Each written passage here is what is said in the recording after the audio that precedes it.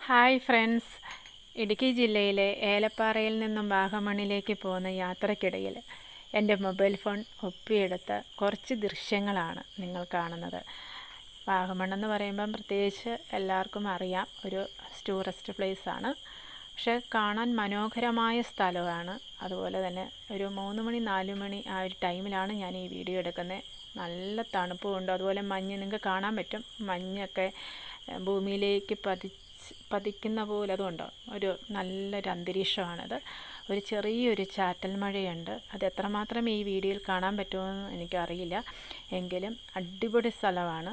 നിങ്ങൾ ഒരു പ്രാവശ്യമെങ്കിലും ഇവിടെ ഒന്ന് വിസിറ്റ് ചെയ്ത് പോവുക.